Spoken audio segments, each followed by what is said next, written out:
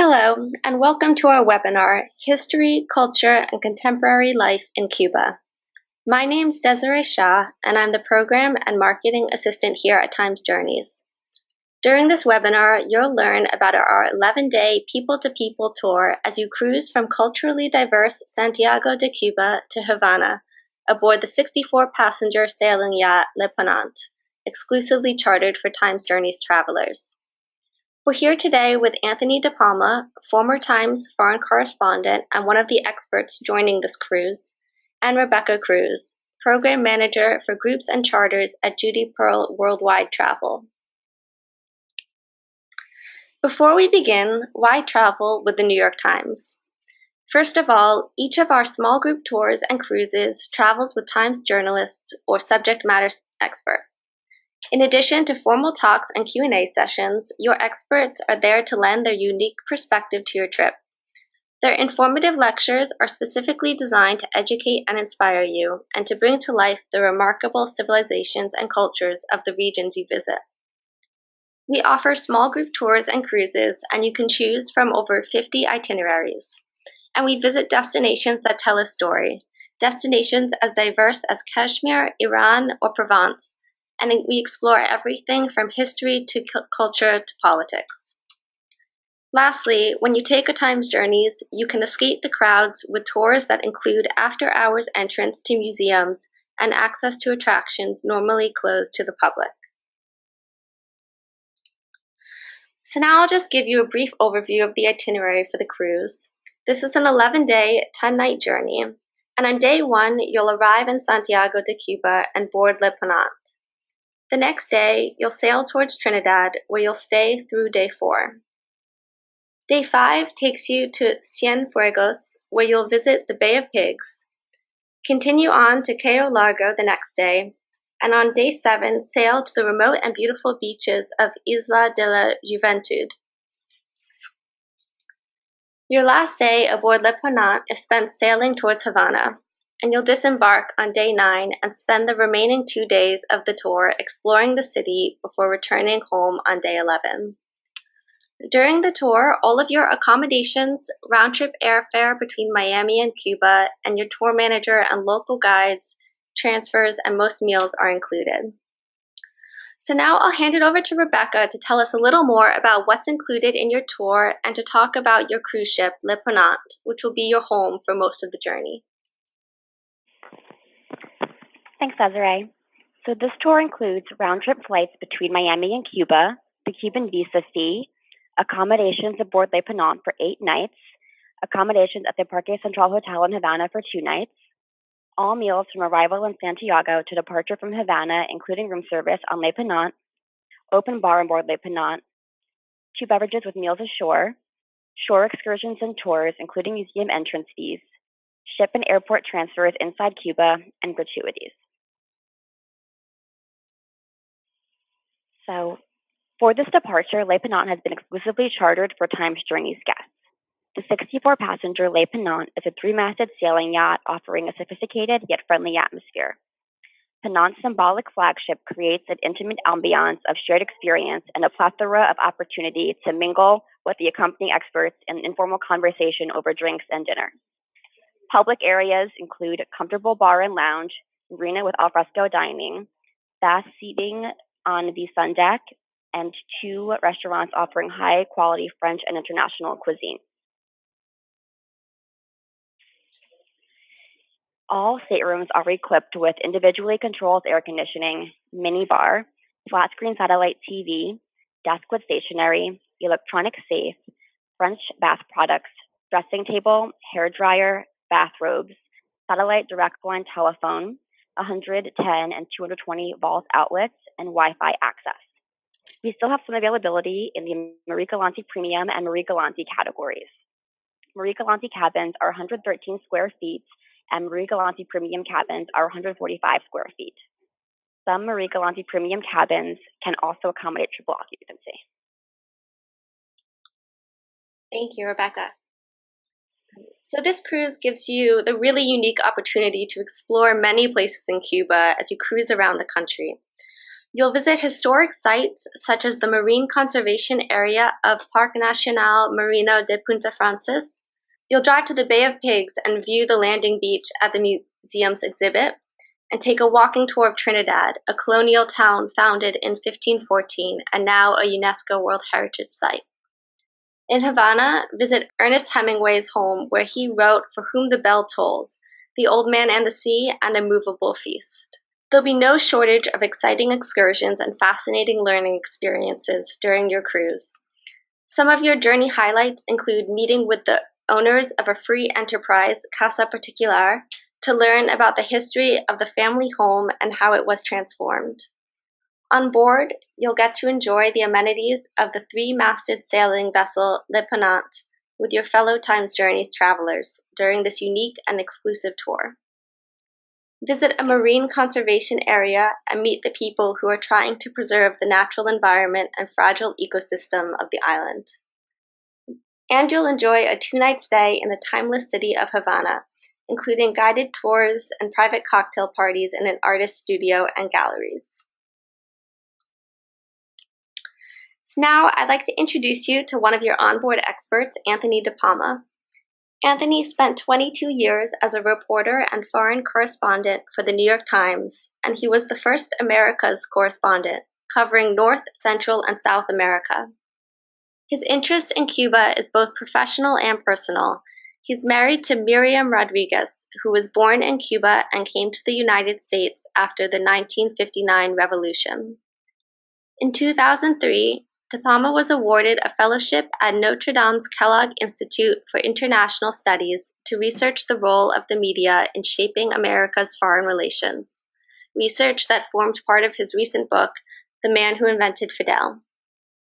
He left the Times to become a writer-in-residence at Seton Hall University and is also an adjunct professor at Columbia University's Graduate School of Journalism, and was awarded the Maria Moores Cabot Award for Distinguished International Reporting. He continues to write and lecture about Latin America and the environment while also reporting on many other subjects. Anthony, thank you for being with us today. Sure, it's my pleasure to be here.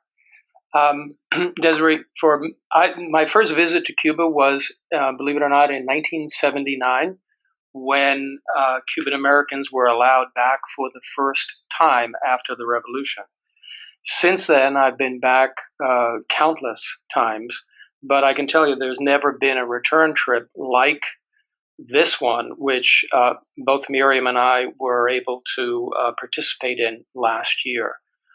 I was able on this trip to see things that, as a working journalist down there, I'd never been able to actually see.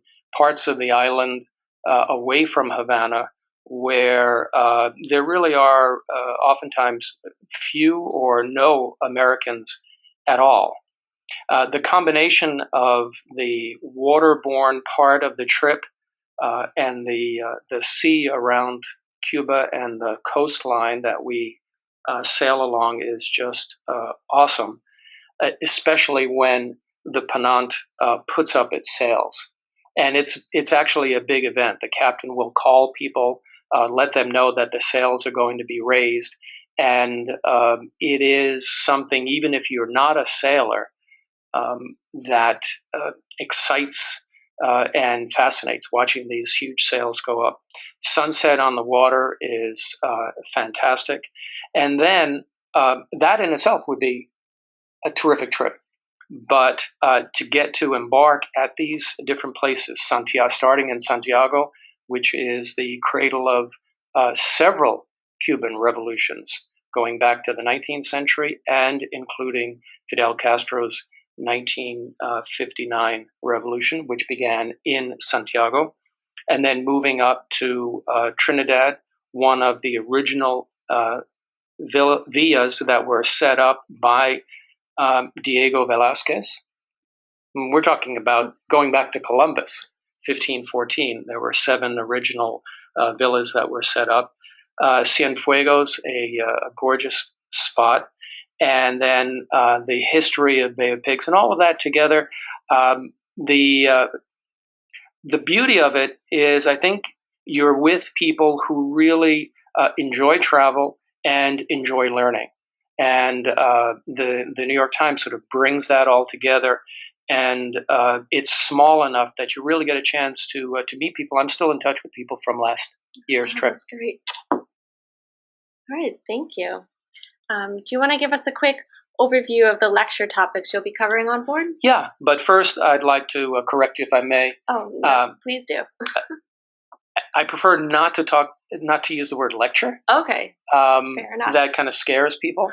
They really are talks, and they're informal, and I use visuals, photographs usually that I've taken, and other aids that make it more of a conversation. And what happens is, especially after the first few days, people get to know each other and so feel much more comfortable about asking questions. So it really becomes a talk and a dialogue. And we begin with the unlikely revolution, a bunch of guys who decide that they're going to come back to Cuba and take over their island from a pretty rough dictatorship that existed in the late 1950s. A lot of the success begins at the very start of this crazy revolution, when Fidel has an interview with an American correspondent for the New York Times, and that correspondent, Herbert Matthews, sort of sets things going in a way that neither he nor the New York Times nor the world could expect. Following along in sort of a chronological historical order, so the revolution happens. What I try to do in the next talk is to look at what Cuba was like before 1959 and what has happened since 1959. The Cuban Revolution wasn't a revolution in the normal sense, in that there was widespread poverty across the country. Cuba was actually quite a well-developed Latin American country. The problem was inequality. Places like Havana and in parts of Santiago were well-developed, but out in the countryside there was poverty. And Fidel and his few men came along and decided to change that, brought in a socialist system that has changed education and healthcare, and also lots of other aspects of it that maybe weren't expected at the beginning. So we look at both the successes and the setbacks of the revolution. In the third talk, we sort of look at where Cuba is today in regard to the United States. Of course, there's no denying the history that exists between us, both for good and not so good, and its relationship with the rest of Latin America and, in fact, the world. It has been a fairly closed-off society, especially since the collapse of the Soviet Union, which was a big supporter of the Cuban Revolution. So visitors are sort of surprised at how isolated they are, despite the fact that they're only 90 miles from the United States. And then we, in the last talk, flip things forward and look ahead. Now, 2018 turns out to be quite a pivotal year in Cuban history. After February, Cuba will be governed by someone not named Castro for the first time since 1959. Raul Castro, Fidel's brother, younger brother, who has been president for 10 years, has said repeatedly that he will step down. So there'll be a new president by the time this tour takes place. Who that will be, well, of course, we'll know by then, but what he, and guarantee, I can't tell you the name, but I can guarantee it will be a he, what he will do in terms of either supporting and building on the revolutionary doctrines that Fidel laid down so long ago, or continues to try to change Cuba in a way that allows the economy to open up and brings Cuba into contact with the rest of the world, will just be starting. So there'll be plenty for us to talk about, to take note of, and to ask questions on. Oh, thank you. I think our travelers are going to get to learn a lot from you on this trip. It sounds really interesting. Okay, so I'm going to pass this off now to Rebecca and Anthony, who are going to take you through our day-to-day itinerary for this trip. Okay, great. So Cuba offers an amazing variety of attractions from historic cities with some of the hemisphere's best preserved colonial architecture to idyllic off-laying cays that offer rich marine life. Be among the first to explore Cuba in the New World Order. In a company of local experts, have meaningful encounters with Cuban citizens, artists, and professionals. Day 1. Fly from Miami to Santiago de Cuba and tour the culturally diverse city before transferring to the port to board Le Ponant. After the welcome and safety briefing, attend the captain's welcome cocktail reception and enjoy dinner on board. In Santiago is quite different from Havana. So it's great to have these two on bookends, Santiago first and then Havana at the end of the trip. Santiago is the place where Diego Velázquez, the first governor of Cuba, his house still stands, the oldest or one of the oldest residences in the Americas, dating back to the 16th century. And it's also the point where the Cuban revolutions in 1868 and then later on and in 1957, 58 started. It also is the site of San Juan Hill and the Spanish-American Cuban War, which you'll find is the way it's referred to down there. So there's lots to see, and it is quite a nice, diverse, and lively city. People moving around, lots of people in the streets, and hopefully there'll be time enough to have some encounters with local individuals.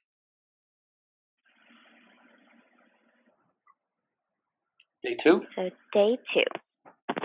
Today, attend talks by your New York Times experts and enjoy the amenities of Le Ponant as you sail towards Casilda, the port town of Trinidad. Bring your appetite because there's plenty of food, but there won't be on board. It was a little bit of a surprise, but it turned out to be quite a pleasant one.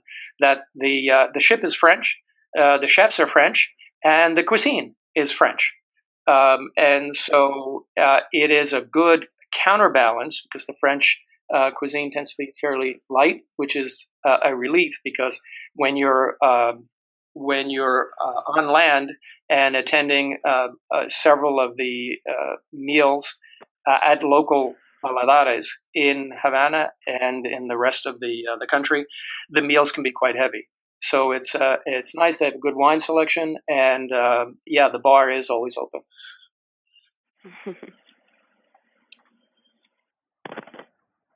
So day 3. Trinidad is the crown jewel of Cuba's colonial towns. Founded in 1514, it is now a UNESCO World Heritage Site. Its cobblestone streets are lined with neoclassical and Baroque homes and buildings embellished with wrought iron woodwork. A walking tour will be led by our local guides with resident interactions along the way.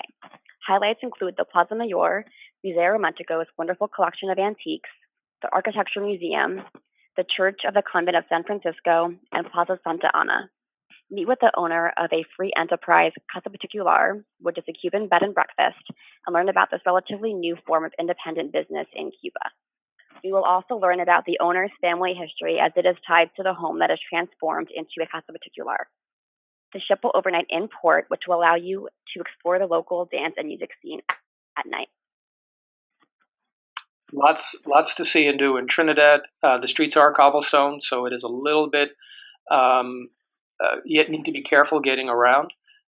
Besides everything that Rebecca just mentioned, we also took some time to go into a Cuban ration store. These are the stores that local Cubans use with their ration book to get basic supplies. And we were welcomed in there. The woman who was in charge took her time to explain how things work. And in fact, we had a chance to interact with some of the locals who were in there buying their necessities for the day.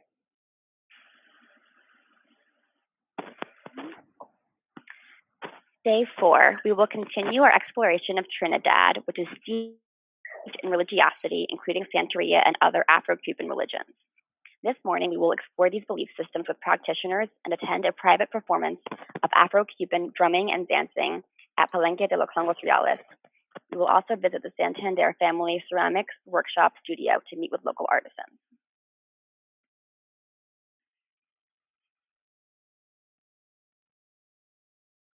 Day 5.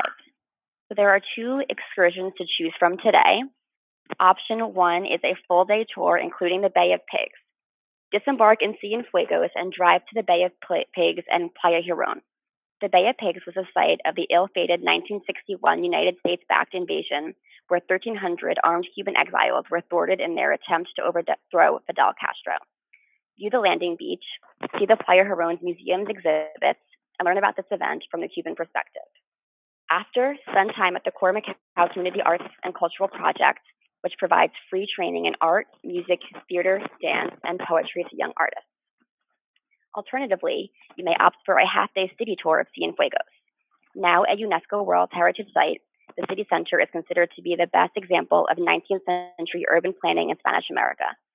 Drive along the Malecón, the seaside road, and view Parque José Martí, the central square, surrounded by the cathedral, Teatro Tomás Terry, and other historic buildings. Learn how the buildings have been conserved for current use. Visit the Palacio de Valle, an architectural jewel reminiscent of Spanish Moorish art. Stroll on the Paseo del Prado, the city's elegant main street, and meet with a local folk artist to learn about their art. Both excursions will convene at the Benny Murray Art School, where you will meet with students and teachers of music, dance, and art. The most difficult part of this day is deciding which trip to take. If history is your thing, then the Bay of Pigs is absolutely the way to go. And to see this pretty historic interaction from the other side. It's not that you feel uncomfortable as Americans, but the other side of this issue is presented quite passionately by the Cubans. So you have a chance to see that. Cienfuegos, on the other hand, is a gorgeous city, quite well taken care of, and with some tremendous examples of architecture of previous epochs. And so either way, you can't lose. It's just a matter of deciding at the beginning, and we'll be there to sort of help you decide which way to go. Day 6. Cayo Largo is a limestone islet of white sand, teeming coral reefs, and a profusion of turtles, iguanas, and a variety of bird life. Meet with local management to learn about tourism's role in the islet's economy and scientists involved in coral reef protection. Get to know the locals who you will visit in a clinic to learn firsthand about life on Cayo Largo. Also visit a sea turtle breeding center and endangered species protection program. There, you will meet fishermen and learn about local conservation efforts to protect marine species such as sea turtles and to prevent overfishing. In the late afternoon, attend talks by your New York Times experts as you sail towards Punta Francis. Sea turtles, we're talking about dozens and dozens and dozens of them that they rescue, raise, and then release in an effort to preserve the species and to actually the seacoast around the Cayo Largo is almost pristine, and in part that's due to the fact that there is no tourism there, because until recently tourism wasn't part of the Cuban regime's approach to the economy, and in part because they have made a deliberate effort to protect things. So it really is quite something to see. The sand, white sand of Cuba is well known around the world, but the white sand at Cayo Largo is absolutely unique. Day 7. Visit one of the most remote and beautiful beaches in Cuba on Isla de la Juventud, the second largest Cuban island. The beach is part of Parque Nacional Marino de Punta Frances, Punta Perales, a marine conservation area established in 1978. Meet and talk with Cubans concerned with preserving the natural environment and fragile ecosystem of the island, and explore it during a snorkeling excursion. The beautiful coral reef is teeming with sponges, fish, and crustaceans. In the afternoon, attend talks by your New York Times experts.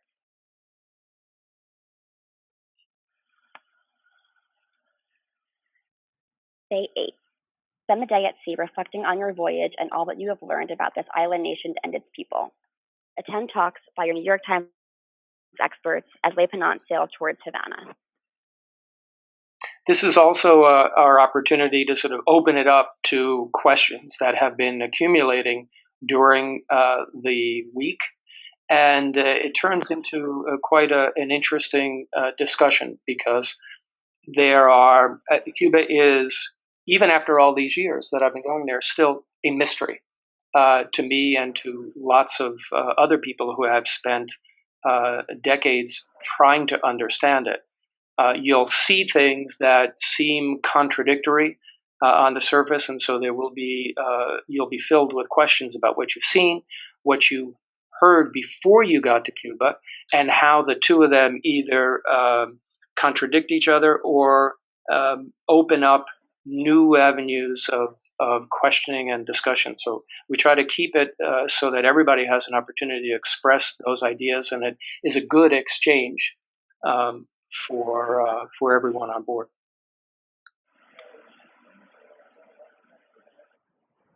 So day 9 begins our post-cruise stay on land in Havana. So say farewell to Le Ponant and disembark in Havana. Take a walking tour of the old city, Havana Vieja, which features some of the Havana's most historically significant buildings. Stop at its 4 important squares. After lunch, visit the neighborhood of Hamanitas, transformed by the artist Jose Fuster's mosaics. Tour the Museum of Fine Arts with a docent, with branches dedicated to Cuban and universal arts and collections from colonial times through contemporary ones. After checking in to the Parque Central Hotel, visit La Fábrica de Arte Cubano, a multiple gallery performance space for emerging Cuban artists. Dinner will be at a popular local paladar. What can you say about the city of Havana? It's been a place of intrigue and interest since the 17th century, when it was a home station for the Spanish fleet and also a favorite spot for pirates. There aren't pirates anymore, but they've left their mark, and the Spaniards have left their mark, and just about everyone else has left a mark on the city, making it one of the most interesting and fascinating places in the world. Day 10 is our last full day in Havana. In the morning, visit Ernest Hemingway's home, Finca Vigía, where he wrote all or part of For Whom the Bell Tolls, The Old Man and the Sea, and Immovable Feast. Stop at Morro Castle, originally built in the 16th century and still guarding the entrance to Havana's harbor. Visit Plaza de la Revolucion, dominated by the memorial to Jose Marti, the poet, essayist, and Cuban hero. After lunch at a local paladar, tour Miramar, where many politicians lived in the large homes built before the revolution, and Cubanacan, with the National Art School, whose innovative terracotta structures are being revived in this century. Later, have a farewell cocktail party in an artist's home and dinner in a local paladar. And then last is day 11. Before departing Havana, learn about the revolution by visiting the Museum of the Revolution in the former presidential palace. Rebecca, do you want to give us just a quick, detailed look into what the stay in Havana will look like? Yeah, so some of the highlights ashore in Havana are the private cocktail parties that we'll be able to host inside of artist studios. So most of the artists we will see are young and emerging and are actually taking their art internationally in the United States and in Europe. So we'll get the chance to talk to them, get to see what their inspirations are, and they'll tell us how they are able to get their supplies and get their art across the world. So another highlight is Ernest Hemingway's home, Finca Vigía. It's this huge estate that is right outside of the city of Havana. It has actually a great view of the city, and you kind of feel like you're transported to another world there. It's so peaceful and quiet, and the house itself is preserved just as it was when Ernest Hemingway was living there. You can't enter the house, but all of the doors and windows are open. You could peek in and see all of his belongings. And then we'll also go to the couple museums, so the National Museum of Fine Arts, and we'll have docents who are studying, or Cuban students studying in the museum, take us around and explain some of the more important pieces that are featured there. It's really, really interesting, and it's actually some of our guest highlights of Havana, just being able to see that museum. And then the Museum of the Revolution is housed in the former presidential palace. And that will be able to see our last morning there. It has all of the history, a timeline, and some artifacts from the revolution. And the last highlight is visiting the Revolution Square and seeing the memorials to Jose Marti, and also there are some other interesting little art pieces around the square as well. Thank you. Thank you both for taking us through that beautiful overview of this itinerary. So now I'll just quickly go through some FAQs that we have. So first of all, is international airfare included?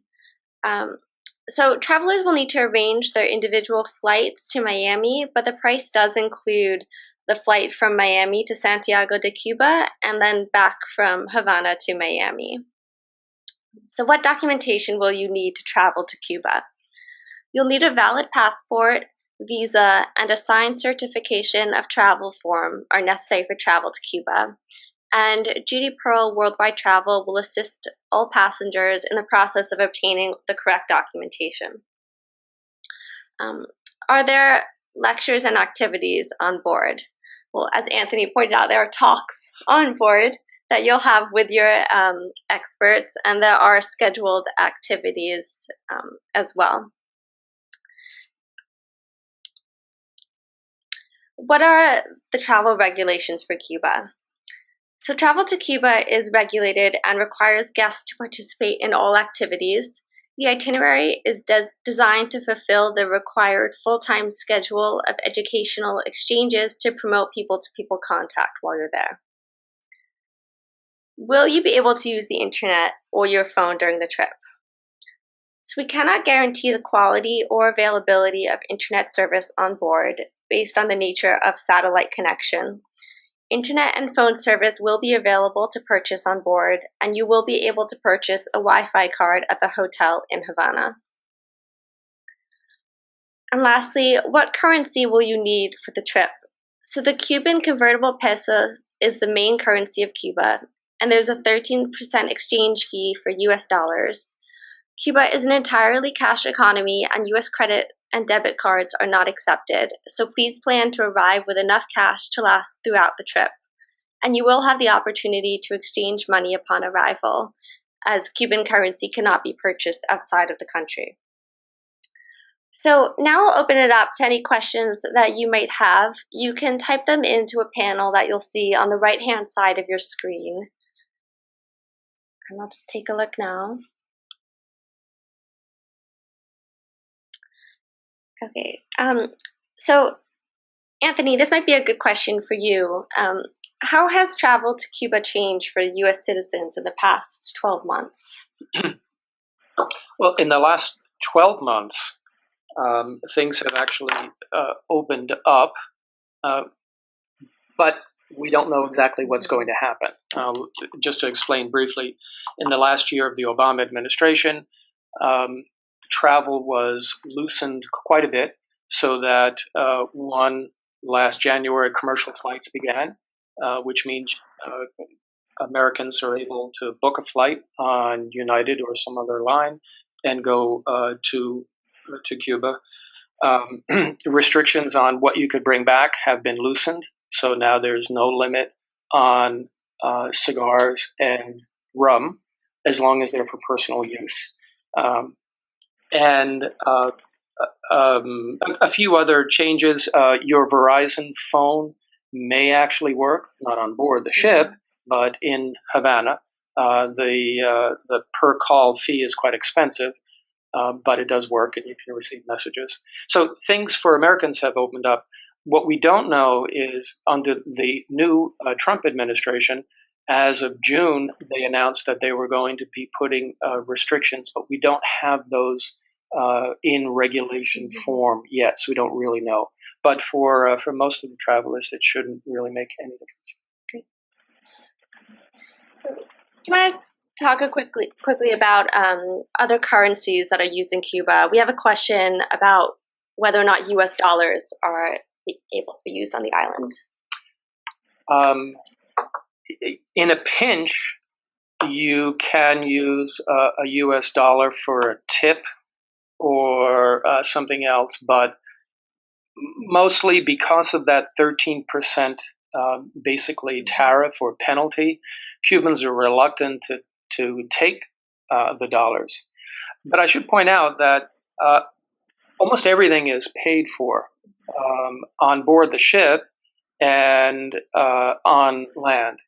Basically, you would be needing a little bit of money if you wanted to bring back some souvenirs, if you were planning to buy artwork, or while you're in Havana when you have some extra time if you needed to take a cab. And the hotel in Havana will be able to change your money very easily. At the hotel, they will also exchange euros or Canadian dollars, and depending on how much you plan to take with you or to spend, you should check out the exchange rates for US dollar to euro or Canadian dollar, and then from euro, Canadian dollar to the Cuban convertible peso. It might make sense. Usually, personally, I don't do that. I'm not changing enough money to make it worthwhile to pay all of those fees to change it twice back and forth. But I've known some people to do that. And just one more question. Will travelers have the opportunity for free time in Havana? I'm not sure. Rebecca, that might be a question for you. Yeah, so they will have free time in Havana. There isn't too much time on own because of the nature of the people-to-people program, but they are able to have time to go do a little bit of exploring on their own. Some of our guests went dancing at night in local, bars or hotels. There's time to go souvenir shopping and to just kind of see the local life. So there is definitely an opportunity there. Great. Okay.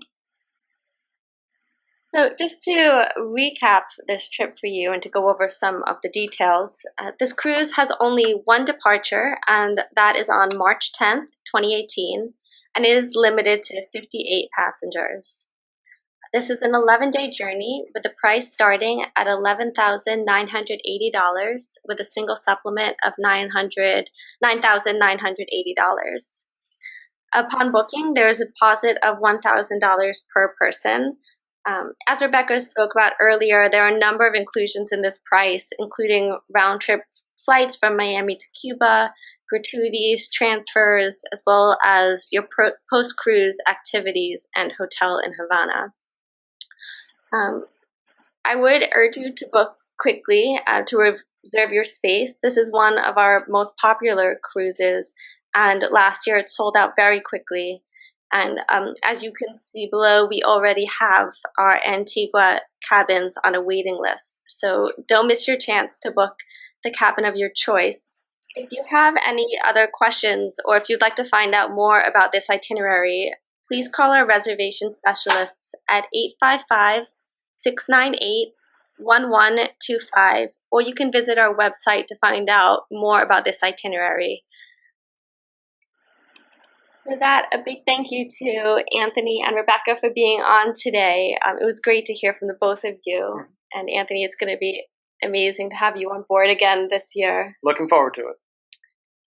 And thank you to everybody for listening.